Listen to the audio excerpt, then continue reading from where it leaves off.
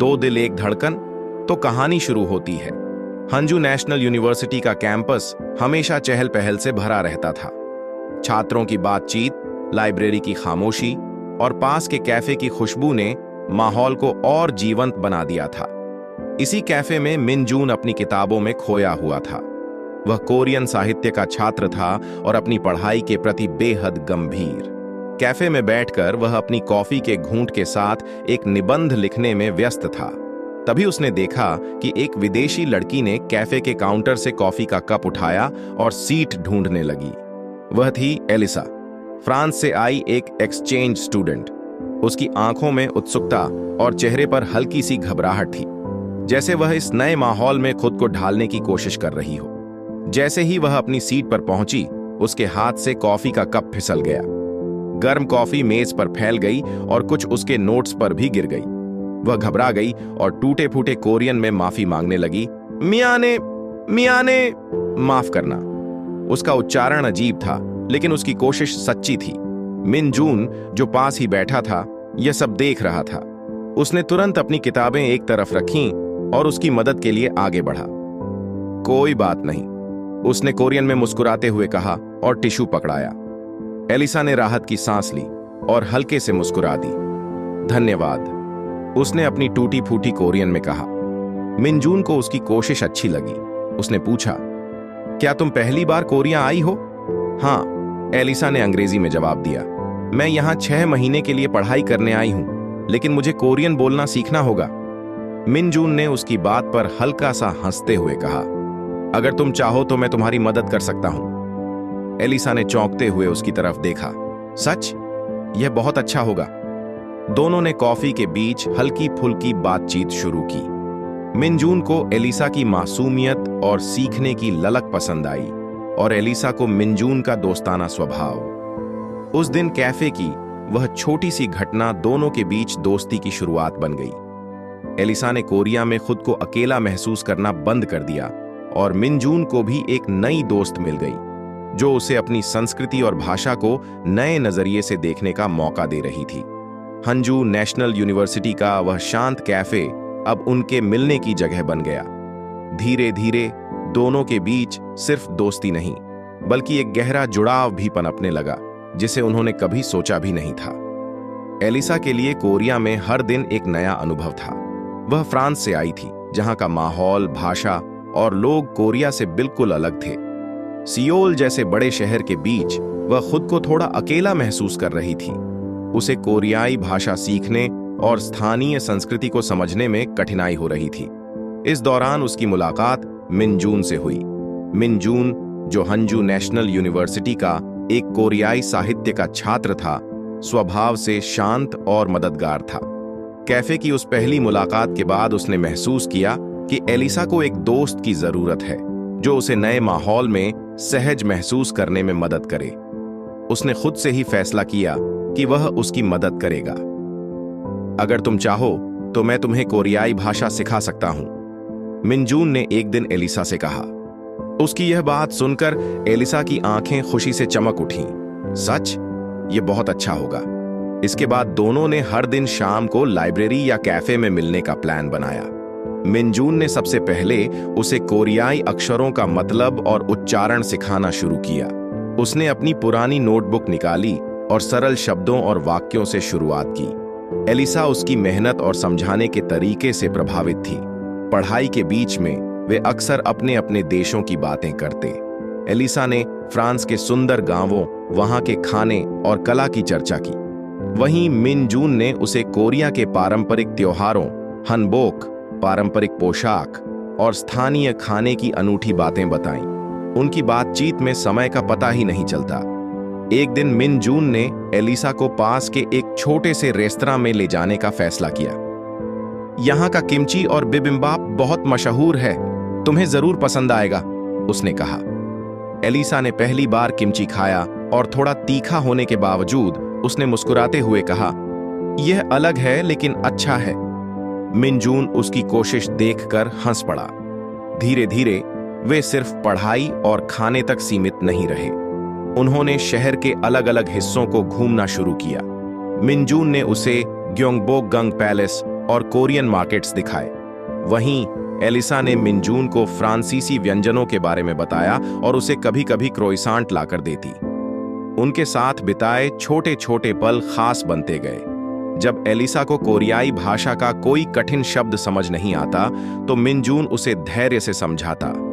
वहीं मिनजून को फ्रेंच संस्कृति में दिलचस्पी लेने में मजा आने लगा। इस दौरान उनकी दोस्ती गहराने लगी। वे अब एक दूसरे के साथ सहज महसूस करने लगे थे। कोरिया में खुद को पहले से ज्यादा आत्मविश्वास से भरा पाया और मिनजून को भी ऐसा लगने लगा कि उसने एक खास दोस्त बना लिया है। उनकी यह दोस्ती धीरे धीरे उनके जीवन का अहम हिस्सा बन गई। वे दोनों भले ही अलग अलग जगहों से थे, लेकिन उनकी कहानियां, अनुभव और एक दूसरे के प्रति सम्मान ने उनकी दोस्ती को मजबूत बना दिया। यह वह नींव थी जिस पर उनकी दोस्ती आगे और पनपने वाली थी। सर्दियों की शाम ने हंजू शहर को ठंड की सफेद चादर से ढक दिया था। हर तरफ सर्द हवा चल रही थी, लेकिन उसी के बीच फेस्टिवल की चमचमाती रोशनी और संगीत ने माहौल को गर्मजोशी से भर दिया। ये कोरियाई फेस्टिवल शहर के सबसे खास आयोजनों में से एक था, जहां पारंपरिक नृत्य, संगीत और खाने पीने की चीजें आकर्षण का केंद्र होती थीं। मिनजून और एलिसा ने इस फेस्टिवल में जाने का पहले ही तय कर लिया था। मिनजून ने उसे बताया था कि यह फेस्टिवल कोरिया की संस्कृति को करीब से जानने का सबसे अच्छा मौका है। जब वे वहां पहुंचे तो चारों ओर रंगीन लालटेन की रोशनी और हंसते मुस्कुराते लोगों की भीड़ ने एलिसा को तुरंत मोहित कर लिया। ये सब कितना खूबसूरत है, उसने मुस्कुराते हुए कहा। मिनजून ने उसे पारंपरिक कोरियाई खेलों के स्टॉल दिखाए, जहां लोग लकड़ी के खेल खेल रहे थे। क्या तुमने कभी यह खेला है? उसने पूछा। एलिसा ने सिर हिलाते हुए कहा, नहीं, लेकिन मैं कोशिश करना चाहती हूं। मिनजून ने उसे सिखाया और थोड़ी ही देर में दोनों बच्चों की तरह खिलखिलाकर हंसने लगे। फेस्टिवल में आगे बढ़ते हुए उन्होंने एक सांस्कृतिक प्रदर्शन देखा। पारंपरिक वाद्य यंत्रों पर बजता संगीत और नर्तकों के कोरियोग्राफ किए हुए नृत्य ने उन्हें मंत्रमुग्ध कर दिया। एलिसा ने चुपचाप मिनजून की तरफ देखा। उसकी आंखों में वह चमक देखी जो किसी को अपनी संस्कृति पर गर्व होने पर होती है। एलिसा ने धीरे से कहा, तुम्हारा देश वाकई बहुत खूबसूरत है मिनजून। मिनजून ने उसकी तरफ देखा और हल्के से मुस्कुराया। और तुमने इसे और खास बना दिया है, उसने बिना सोचे समझे कह दिया। एलिसा उसकी बात सुनकर थोड़ा झेंप गई, लेकिन उसके चेहरे पर हल्की मुस्कान आ गई। फेस्टिवल के एक कोने में खाने के स्टॉल लगे हुए थे। मिनजून ने उसे हॉट टॉक, मीठी भरी हुई पैनकेक जैसी डिश, और टॉक बॉक की स्पाइसी राइस केक खाने को दिया। यह थोड़ा तीखा हो सकता है, लेकिन मुझे यकीन है कि तुम्हें पसंद आएगा, उसने कहा। एलिसा ने पहली बाइट ली और तुरंत अपनी आंखें चौड़ी कर ली। यह अलग है, लेकिन अच्छा है, उसने हंसते हुए कहा। रोशनी और संगीत के बीच दोनों पास के एक स्टॉल पर खड़े होकर बातें कर रहे थे। ठंडी हवा चल रही थी और एलिसा ने अपनी जैकेट के अंदर हाथ छुपा लिए। मिनजून ने देखा और बिना कुछ कहे अपनी जेब से एक गर्म पैक निकालकर उसे दिया। यह तुम्हारे हाथ गर्म कर देगा, उसने कहा। एलिसा ने उसकी यह छोटी सी परवाह देखी और मुस्कुरा दी। उस शाम दोनों ने पहली बार महसूस किया कि उनकी दोस्ती अब सिर्फ दोस्ती नहीं रही। मिनजून को एलिसा की मासूमियत और उसके खुले दिल से अपनाने की आदत ने आकर्षित कर लिया था। वह सोचने लगा कि एलिसा का कोरिया में होना उसकी जिंदगी का सबसे खास हिस्सा बन गया है। दूसरी ओर एलिसा को मिनजून का दयालु स्वभाव, हर छोटी बात को समझने की कोशिश और उसका साथ बहुत खास लगने लगा। उसने पहली बार महसूस किया कि कोरिया अब उसके लिए केवल एक देश नहीं, बल्कि मिनजून की वजह से एक घर जैसा लगने लगा है। फेस्टिवल खत्म होने के बाद जब वे वापस लौट रहे थे, दोनों के दिल में एक ही सवाल था, क्या यह कनेक्शन सिर्फ दोस्ती तक रहेगा या यह कुछ और बन जाएगा? उस सर्द शाम उनके बीच कुछ ऐसा हुआ जो उनके रिश्ते को नई दिशा देने वाला था। मिनजून और एलिसा के बीच का रिश्ता जैसे जैसे गहराता गया, वैसे वैसे उनकी दुनिया में सवाल और अड़चनें खड़ी होने लगीं। वह जो वक्त तक उनके लिए सिर्फ हंसी और सीखने का सफर था, अब उसमें कुछ कड़वे सवाल और चुनौतियां भी जुड़ने लगीं। मिन जून के दोस्तों ने उसकी और एलिसा की बढ़ती नजदीकियों को लेकर बातें बनानी शुरू कर दी। तुम एक विदेशी लड़की के इतने करीब क्यों हो रहे हो? एक दिन उसके करीबी दोस्त ने पूछा। तुम्हें पता है, ये रिश्ते ज्यादा दिन नहीं चलते। उनके पास वापस लौटने की तारीख तय होती है। मिन जून को यह सुनकर बुरा लगा, लेकिन उसने जवाब नहीं दिया। वह जानता था कि उसके दोस्त यह सब उसकी भलाई के लिए कह रहे हैं, लेकिन वे एलिसा को नहीं समझते थे। घर पर स्थिति और भी जटिल हो गई। एक दिन उसकी मां ने कहा, मिन जून, मैं सुन रही हूं कि तुम एक विदेशी लड़की के साथ बहुत समय बिता रहे हो। क्या यह सच है? मिन जून ने सिर झुका लिया। उसने अपनी मां को सच बताते हुए कहा, हां, वह मेरी दोस्त है। वह बहुत अच्छी है और यहां खुद को अकेला महसूस करती है। मैं बस उसकी मदद कर रहा हूं। उसकी मां चिंतित हो गई। मैं समझती हूं, लेकिन तुम्हें ध्यान रखना होगा। हमारा समाज ऐसे रिश्तों को आसानी से स्वीकार नहीं करता। तुम्हारी पढ़ाई और भविष्य के बारे में सोचो। दूसरी ओर एलिसा भी अपने परिवार के दबाव का सामना कर रही थी। एक दिन उसकी मां ने उसे फोन पर कहा, तुम्हारा एक्सचेंज प्रोग्राम पढ़ाई के लिए है एलिसा। यह दोस्ती में समय बर्बाद करने का वक्त नहीं है। तुम्हें अपने लक्ष्य पर ध्यान देना चाहिए। एलिसा ने समझाने की कोशिश की, मां, मिन जून सिर्फ मेरा दोस्त है। वह मेरी भाषा सीखने और इस नई संस्कृति को समझने में मदद करता है। लेकिन उसकी मां ने साफ कहा, याद रखना कि तुम्हारा असली मकसद क्या है। इन बाहरी दबावों के बीच उनके अंदर भी सांस्कृतिक और भाषाई मतभेद सामने आने लगे। मिन जून कोरियाई संस्कृति का आदी था, जहां रिश्तों में संयम और समाज की स्वीकार्यता जरूरी थी। वहीं एलिसा फ्रांसीसी संस्कृति से थी, जो अधिक खुलेपन और व्यक्तिगत स्वतंत्रता को महत्व देती है। एक दिन दोनों का छोटी सी बात पर झगड़ा हो गया। एलिसा ने एक उत्सव में मिन जून का हाथ पकड़ लिया, लेकिन उसने तुरंत हाथ छुड़ा लिया। यहां ऐसे सार्वजनिक रूप से हाथ पकड़ना सामान्य नहीं है, उसने शांत स्वर में कहा। एलिसा को यह बात चुभ गई। उसने जवाब दिया, तुम्हारे साथ रहकर मुझे हमेशा यह सोचने की जरूरत क्यों है कि मैं क्या करूं और क्या नहीं? मिन जून ने खुद को शांत किया और कहा, मैं बस चाहता हूं कि लोग गलत न समझें। एलिसा ने उसकी बात समझी, लेकिन फिर भी दोनों के बीच एक अजीब खामोशी पसर गई। समाज, परिवार और उनकी अलग अलग पृष्ठभूमि के कारण पैदा हुई यह दीवारें उनके रिश्ते को चुनौती दे रही थीं। लेकिन इन सब के बावजूद उनके दिल में एक बात साफ थी, उनकी दोस्ती और भावनाएं सच्ची थीं। मिन जून ने खुद से वादा किया कि वह इन बाधाओं को पार करने की कोशिश करेगा। वहीं एलिसा ने ठान लिया कि वह भी इस रिश्ते को इतनी आसानी से टूटने नहीं देगी। दोनों ने तय किया कि वे हर मुश्किल का सामना एक साथ करेंगे, क्योंकि उनके लिए यह रिश्ता सिर्फ एक दोस्ती से कहीं ज्यादा था। सर्दियों की वह शाम कुछ अलग थी।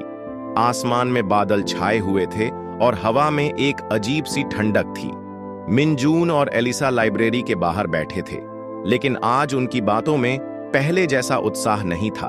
उनके बीच खामोशी थी, और यह खामोशी उनके दिलों में उमड़ते तूफान की गवाही दे रही थी। मिन जून ने आखिरकार चुप्पी तोड़ी। उसने धीमी आवाज में कहा, एलिसा, मैं तुमसे कुछ कहना चाहता हूं। एलिसा ने उसकी ओर देखा। उसकी आंखों में चिंता साफ झलक रही थी। मुझे नहीं पता कि मैं क्या कर रहा हूं, मिन जून ने कहा। मेरे परिवार को हमारी दोस्ती समझ में नहीं आ रही। वे मुझसे उम्मीद करते हैं कि मैं उनकी परंपराओं और समाज के नियमों का पालन करूं। मैं इन सब दबावों के बीच फंस गया हूं। एलिसा को यह सुनकर गहरा धक्का लगा। वह समझ गई कि मिन जून पर अपने परिवार और समाज की उम्मीदों का कितना बोझ है। उसने धीरे से पूछा, तो तुम क्या चाहते हो, मिन जून? मिन जून ने अपनी नजरें झुका ली। मुझे नहीं पता, उसने ईमानदारी से कहा। मैं तुम्हें खोना नहीं चाहता, लेकिन मुझे यह भी नहीं पता कि इन सब का सामना कैसे करूं। यह सुनकर एलिसा का दिल टूट गया। वह जानती थी कि मिन जून की उलझनें जायज थीं, लेकिन वह यह भी महसूस कर रही थी कि वह खुद इस स्थिति को और कठिन बना रही है। उसने अपने दिल को मजबूत करते हुए कहा, शायद हमें कुछ समय के लिए दूर रहना चाहिए। मिन जून ने चौंक कर उसकी तरफ देखा।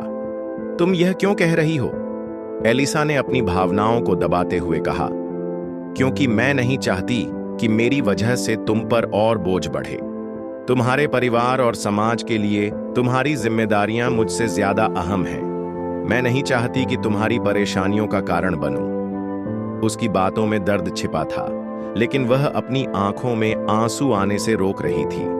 मिनजून समझ गया कि वह सही कह रही थी, लेकिन यह स्वीकार करना उसके लिए आसान नहीं था। तो क्या यह हमारे लिए अंत है? उसने धीमे स्वर में पूछा। एलिसा ने हल्के से सिर हिलाया। नहीं, ये अंत नहीं है, लेकिन शायद हमें थोड़ा समय चाहिए खुद को समझने और अपनी जिंदगी की उलझनों को सुलझाने के लिए।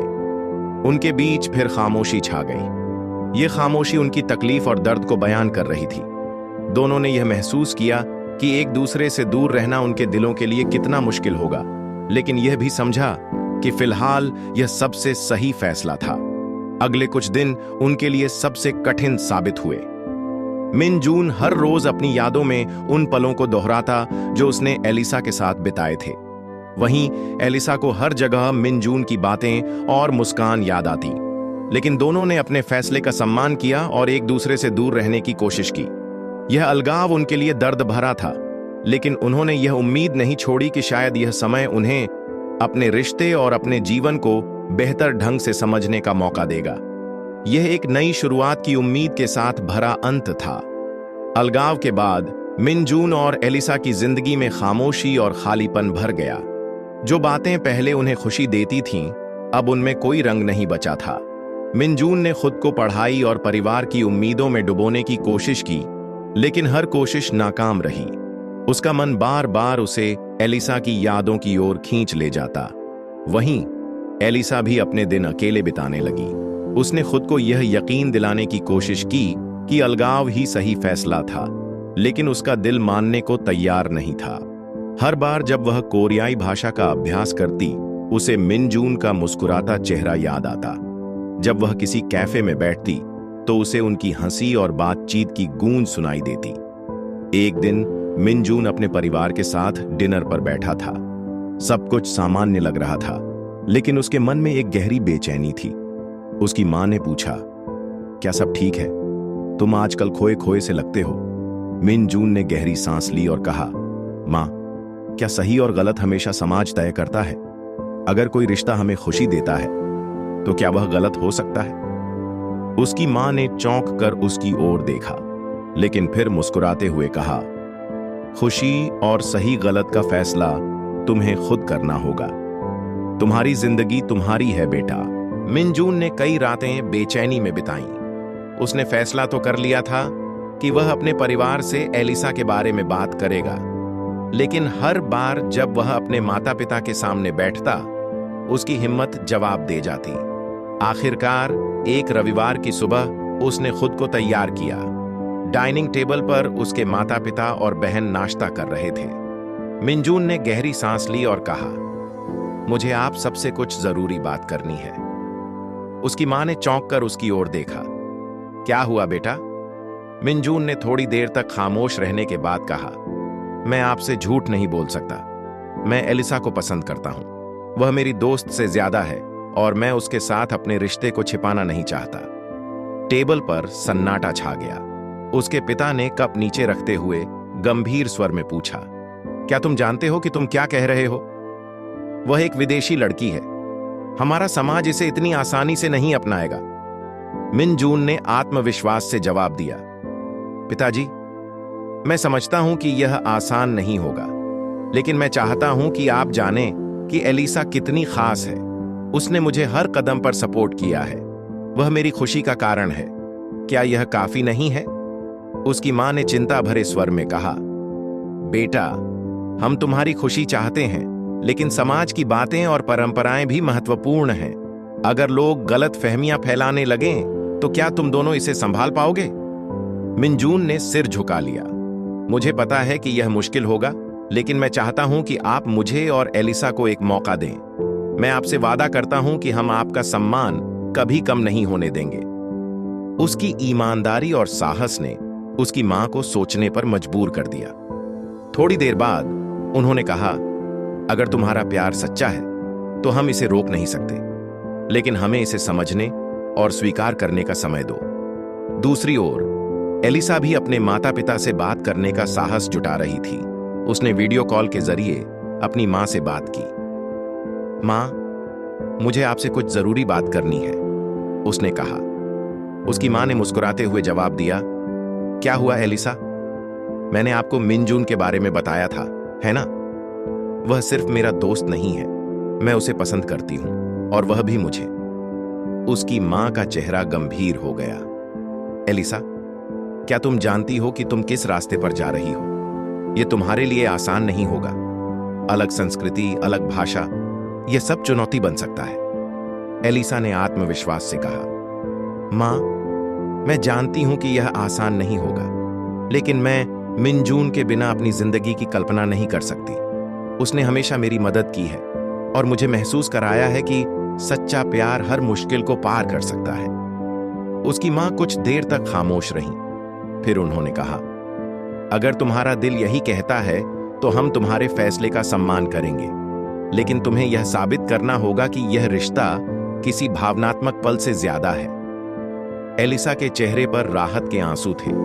उसने कहा, धन्यवाद मां, मैं आपको और पापा को निराश नहीं करूंगी। मिन जून और एलिसा ने अपने परिवारों के सामने सच्चाई स्वीकार कर ली थी। शुरुआत में उन्हें विरोध का सामना करना पड़ा, लेकिन उनकी ईमानदारी और सच्चे प्यार ने धीरे धीरे उनके परिवारों का दिल जीत लिया। यह आसान नहीं था, लेकिन यह उनका पहला कदम था जो उनकी जिंदगी को एक नई दिशा देने वाला था। मिन जून और एलिसा ने अपने रिश्ते को एक नई दिशा देने का फैसला किया। यह सिर्फ एक रोमांटिक रिश्ता नहीं था, यह दो अलग अलग संस्कृतियों और सोच का संगम था। दोनों ने ठान लिया कि वे एक दूसरे को और बेहतर तरीके से समझेंगे और अपने रिश्ते को हर चुनौती से मजबूत बनाएंगे। उनकी पहली कोशिश थी कि वे एक दूसरे की संस्कृति को करीब से जानें। मिन जून ने एलिसा को कोरियाई खाने की कुछ नई चीजें ट्राई करने के लिए कहा। उन्होंने एक दिन उसे पारंपरिक कोरियाई रेस्टोरेंट में ले जाकर बिबिम्बाप और किमची का स्वाद चखाया। एलिसा ने पहली बार किमची खाया और उसकी तीखी लेकिन लाजवाब स्वाद से हैरान हो गई। उसने मुस्कुराते हुए कहा, मुझे लगता है कि मैं धीरे धीरे कोरियाई बन रही हूं। दूसरी ओर एलिसा ने मिन जून को फ्रेंच कुकिंग सिखाने की कोशिश की। उन्होंने अपने अपार्टमेंट में साथ मिलकर क्रोइसेंट बनाए। हालांकि मिन जून को पहली बार आटा गूंथने में मुश्किल आई, लेकिन एलिसा की मदद से उन्होंने एकदम परफेक्ट क्रोइसेंट तैयार किया। जब दोनों ने इसे खाया तो उनकी मुस्कान में गर्व साफ झलक रहा था। सिर्फ खाना ही नहीं, उन्होंने अपनी रोजमर्रा की जिंदगी में भी नई चीजें जोड़नी शुरू की। मिन जून ने एलिसा को कोरियाई फेस्टिवल में ले जाने का वादा किया। एक शाम वे पारंपरिक हनबोक पहनकर फेस्टिवल पहुंचे। वहां उन्होंने कोरियाई पारंपरिक संगीत और नृत्य देखा। एलिसा को सब कुछ बेहद खूबसूरत लगा। उसने कहा, तुम्हारी संस्कृति में जो अपनापन और गहराई है वह अद्भुत है। वहीं एलिसा ने मिन जून को फ्रांस की संस्कृति से जोड़ा। उसने उसे एक दिन फ्रेंच मूवी दिखाई। फिल्म के बीच बीच में वह मिन जून को समझाती रहती कि कहानी में क्या हो रहा है। मिन जून ने हंसते हुए कहा, मुझे लगता है कि तुम्हारी भाषा सीखने का यह सबसे अच्छा तरीका है। उनके रिश्ते में सबसे खास बात यह थी कि वे एक दूसरे की भावनाओं का सम्मान करते थे। जब भी कोई मुश्किल बात होती तो वे एक दूसरे से खुलकर बात करते। मिन जून ने अपनी घबराहट और जिम्मेदारियों को साझा करना सीखा और एलिसा ने उसे बिना किसी जजमेंट के सुना। वहीं एलिसा ने अपनी असुरक्षाओं को स्वीकार किया और मिन जून ने उसे हर कदम पर सहारा दिया। उनका प्यार एडवेंचर्स से भरा था। एक दिन उन्होंने पास की पहाड़ियों पर ट्रैकिंग का प्लान बनाया। ठंडी हवाओं और हरे भरे रास्तों के बीच उन्होंने महसूस किया कि उनकी जिंदगी भी इसी ट्रैकिंग जैसी है। कभी कभी चढ़ाई मुश्किल होती है, लेकिन जब वे साथ होते हैं तो हर चुनौती खूबसूरत लगती है। इन पलों ने उनके रिश्ते को और गहरा बना दिया। उन्हें एहसास हुआ कि उनका प्यार किसी एक चीज पर आधारित नहीं है। यह छोटी छोटी बातों, साझा किए गए पलों और एक दूसरे को अपनाने की खूबसूरती में बसा हुआ है। मिन जून और एलिसा का रिश्ता अब सिर्फ प्यार नहीं, बल्कि एक खूबसूरत दोस्ती और समझ का उदाहरण बन चुका था। उन्होंने सच्चे दिल से अपने रिश्ते को एक नई शुरुआत दी थी और इस बार वे जानते थे कि कोई भी चुनौती उनका रास्ता नहीं रोक सकती। मिन जून और एलिसा का रिश्ता जब सार्वजनिक हुआ था, तब यह कई लोगों के लिए आश्चर्यजनक था। उनके दोस्त और परिवार शुरू में इसे लेकर अनिश्चित थे, लेकिन समय के साथ उनके रिश्ते की सच्चाई और ईमानदारी ने धीरे धीरे सभी का दिल जीत लिया। मिन जून के दोस्त, जो पहले एलिसा के बारे में नकारात्मक सोच रखते थे, ने देखा कि वह कितनी सरल और मिलनसार है। एक बार जब मिन जून ने अपने दोस्तों के साथ एलिसा को कैफे में बुलाया, तो शुरुआत में माहौल थोड़ा असहज था। दोस्तों के चेहरों पर संदेह साफ झलक रहा था, लेकिन जैसे जैसे बातचीत आगे बढ़ी, एलिसा ने अपनी गर्मजोशी और खुले दिल से सबका दिल जीत लिया। उस दिन उसने कोरियाई भाषा में टूटे फूटे लेकिन ईमानदार शब्दों में कहा, मैं यहाँ की संस्कृति और भाषा सीखने की पूरी कोशिश कर रही हूँ। अगर मुझसे कोई गलती हो तो मुझे माफ कर देना। उसकी सादगी ने माहौल को हल्का कर दिया। मिन जून के एक दोस्त ने मुस्कुराते हुए कहा, तुम्हारे प्रयास देखकर लगता है कि तुम वाकई कोरिया को अपना घर बनाना चाहती हो। धीरे धीरे दोस्तों ने महसूस किया कि एलिसा सिर्फ मिन जून की साथी ही नहीं थी, बल्कि वह सभी के लिए एक प्रेरणा बन गई थी। उसने भाषा, संस्कृति और दोस्ती को अपनाने के लिए जितनी मेहनत की, उसने सभी को प्रभावित किया। मिन जून के दोस्तों ने भी उसे अपनी टीम का हिस्सा मान लिया और उसे हर मौके पर शामिल करने लगे। मिन जून का परिवार भी समय के साथ बदलने लगा। उसकी मां, जो शुरुआत में इस रिश्ते को लेकर चिंतित थीं, ने एक दिन एलिसा को घर बुलाया। यह एलिसा के लिए नर्वस करने वाला दिन था। उसने अपने फ्रांस से लाए गए कुकीज और फूलों का एक छोटा सा तोहफा लेकर घर में कदम रखा। मिन जून की मां ने देखा कि एलिसा कितनी आदर और प्यार से पेश आ रही थी। उसने कोरियाई रीति रिवाजों का सम्मान करते हुए सिर झुकाकर अभिवादन किया। बातचीत के दौरान जब एलिसा ने कहा कि वह कोरियाई खाना सीखना चाहती है, तो मिन जून की मां ने उसकी तरफ देख मुस्कुरा दिया। तुम तो सच में परिवार की तरह बनने की कोशिश कर रही हो, उन्होंने कहा। एलिसा के इन छोटे छोटे प्रयासों ने परिवार का दिल जीत लिया। एक दिन मिन जून के पिता ने उससे कहा, शायद हम इसे शुरू में नहीं समझ सके, लेकिन तुम्हारी सच्चाई और मेहनत ने हमें दिखा दिया कि तुम इस रिश्ते के लिए कितनी गंभीर हो। हमें तुम पर गर्व है। समाज में भी लोग उनके रिश्ते को धीरे धीरे स्वीकार करने लगे। पड़ोस में जब लोग एलिसा को मिन जून के साथ देखते, तो पहले की फुसफुसाहट की जगह अब मुस्कान ने ले ली थी। लोगों ने उनके रिश्ते में जो ईमानदारी और प्यार देखा, उसने धीरे धीरे उनके मन में सम्मान पैदा कर दिया। एक दिन जब मिन जून और एलिसा साथ में पास के बाजार गए, तो एक दुकानदार ने उन्हें रोककर कहा, आप दोनों को साथ देखकर अच्छा लगता है। ऐसा लगता है कि सच्चा प्यार सभी बाधाओं को पार कर सकता है। मिन जून और एलिसा का रिश्ता अब सिर्फ उनके लिए नहीं था। यह एक मिसाल बन गया था कि कैसे प्यार, ईमानदारी और सम्मान से हर चुनौती को पार किया जा सकता है। उनका सफर यह दिखाता था कि जब दो लोग सच्चे दिल से एक दूसरे को अपनाते हैं, तो धीरे धीरे पूरा समाज भी उनका समर्थन करने लगता है। कुछ सालों बाद मिन जून और एलिसा ने शादी कर ली। उनकी शादी सिर्फ दो लोगों के मिलन की नहीं, बल्कि दो संस्कृतियों के संगम की भी कहानी थी। कोरिया की परंपराएं और एलिसा की मातृभूमि की आधुनिकता, दोनों ने उनके जीवन को रंगीन और समृद्ध बनाया। उनकी शादी सोल में हुई, जहां कोरियाई रीति रिवाजों के साथ साथ एलिसा के देश की सांस्कृतिक झलक भी नजर आई। शादी का माहौल खुशियों से भरा था। मिन जून ने कोरियाई हनबोक पहना था, जबकि एलिसा ने अपनी परंपरा का सफेद गाउन। दोनों ने एक दूसरे की संस्कृतियों का सम्मान करते हुए खास तरीके से समारोह को सजाया। मेहमानों के लिए कोरियाई व्यंजन और एलिसा के देश के खाने का खास इंतजाम किया गया था। संगीत में भी दोनों संस्कृतियों की ध्वनि सुनाई दी। यह शादी हर किसी के लिए खास बन गई, क्योंकि इसमें प्यार, सम्मान और विविधता का जश्न था। शादी के बाद मिन जून और एलिसा ने एक ऐसा जीवन बनाने का फैसला किया जिसमें दोनों संस्कृतियों की जड़ें गहराई तक बसी हों। उन्होंने अपने घर में दोनों भाषाओं और परंपराओं को जगह दी। सुबह मिनजून अपनी परंपरा के अनुसार चाय बनाते और शाम को एलिसा उन्हें अपने देश का मशहूर सूप बनाकर खिलाती। त्योहारों पर उनका घर रोशनी और खुशियों से भर जाता। वे चुसोक और क्रिसमस दोनों मनाते और अपने दोस्तों और परिवार को अपनी इस अनोखी परंपरा का हिस्सा बनाते। मिनजून और एलिसा ने यह महसूस किया कि उनकी शादी सिर्फ उनका सपना पूरा करने तक सीमित नहीं थी। यह एक संदेश थी उन सभी लोगों के लिए जो अपनी पहचान और संस्कृति को साथ लेकर प्यार करना चाहते हैं। वे दोनों अपने शहर में सांस्कृतिक कार्यक्रम आयोजित करने लगे, जहां लोग विभिन्न देशों की परंपराओं और कहानियों के बारे में सीख सकते थे। उन्होंने अपनी कहानी को लिखकर और मंचों पर साझा करके लोगों को प्रेरित किया। उनकी कहानी ने कई दिलों को छुआ और दिखाया कि सच्चा प्यार सीमाओं से परे होता है। उन्होंने अपने बच्चों को भी यही सिखाया कि हर संस्कृति खूबसूरत होती है और विविधता ही दुनिया को खास बनाती है। मिनजून और एलिसा का जीवन प्यार, आपसी समझ और एक दूसरे की परंपराओं के सम्मान का उदाहरण बन गया।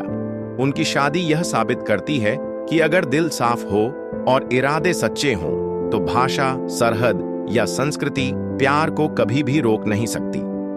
उनका जीवन आज भी एक प्रेरणा है कि सच्चा प्यार न केवल लोगों को बल्कि संस्कृतियों और दिलों को भी जोड़ने की ताकत रखता है। आपको कहानी कैसी लगी? कमेंट में जरूर बताना। इसी तरह की प्यार भरी स्टोरी देखने के लिए वीडियो को लाइक और चैनल को सब्सक्राइब करें।